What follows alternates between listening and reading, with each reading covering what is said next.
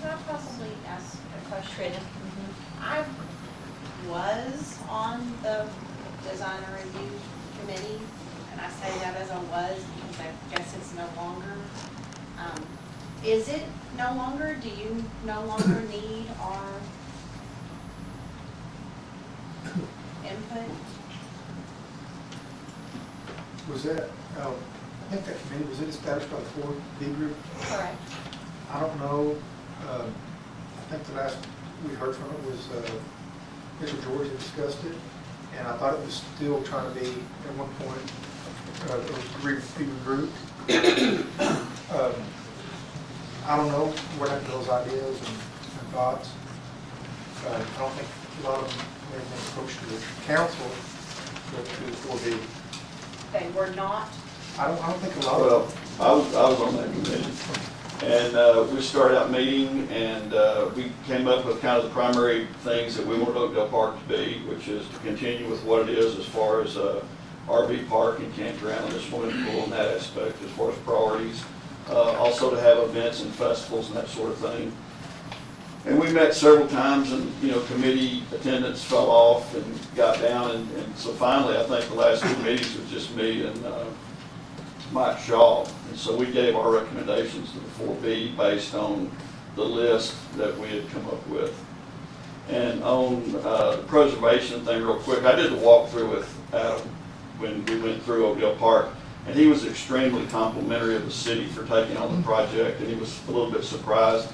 They looked at the plan, the existing plan that we had drawn up, he liked. They were concerned about some of the renovation, that sort of thing, as far as going slower. And one of the things I was going to recommend, now I got into Oakdale Park part, but we're already kind of there, is I went to the Texas Association of Campground Owners this past week, and we're sitting on a diamond in the rough, a gold mine, if we do it right. And Grapevine has something similar to this, and I'd like to take a couple of council people at a time up to Grapevine and look at what they've got and what they've done. Because what they've done, they use no city funds. They really do their own bonds strictly for the park, and the park's paid for itself, and they're actually going to be expanding it.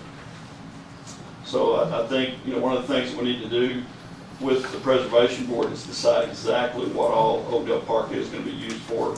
But I can tell you, in talking to the historical commission, anything we do to take it away from what it's been used for in the past is going to hurt the historical intent of the park. But you can do adaptive use, but it still should be used for what, as a Right. recreation. And they did also say that they felt like this was the only park like it in the state of Texas. I would like to say two more things.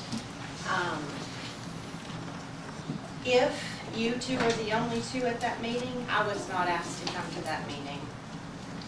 And secondly, I'd like to know who put you in charge. I don't know that anybody, Mike Shaw was in charge of it. But why isn't he here? Why are you the one standing up? Well, because I guess I'm the only one left. Why am I here? Why are there all kinds of emails that I sent saying, when are we meeting again? Well, Mike obviously Shaw's- you guys met without me. Mike Shaw's the one that called all the meetings. I don't pass that, I don't know. Okay. And I will agree with Trina if there are other emails that came out, because Bob was on the committee and he didn't get them either, so Mike wasn't notifying everybody. Okay, so, thank you both. So is my committee completed or not? What was it, Karen? Is my committee still needed?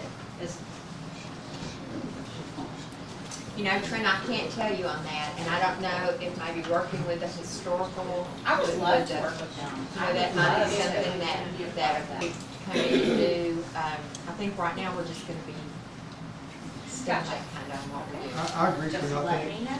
I think Karen's having, the historic committee's having a big impact on Oakdale, so, you might get with them. I think that'd be a good, We'd be happy to work with the good starting point. And I agree, there's so many, as far as that committee, there's so many mixed ideas right now that I don't know what ideas are coming from what committee or group, so. The one thing that we have to remember though is that we need it to pay.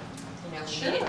we need it to continue bringing in tourists and, you know, although I know some of the things were, let's just open it up just for the citizens of Glen Rose, and that's wonderful, but we have to keep it as it is, paying for itself and being used that way. Yes. I agree with what you just said, and I'm just gonna throw it out there, because I'm a way outsider looking in, but one person should never be in charge of something that's run by the city and supposed to be an income for the city and for the public, and we're still supposed to get to come swim in that pool, right? I mean, I know I paid a lot of money for my kids to swim in that pool over the years and take swimming lessons and all that stuff, so I think one guy in charge and deciding to start work on a city project is not, as a citizen of Somerville County, it doesn't please me at all. And I do know somebody has to be there to get the ideas down and get those turned back in, but all the ideas need to be shared and everybody needs to agree. Mr. Mayor, I do want to point out that at no time has there been one person in charge of Oakdale Park. Okay,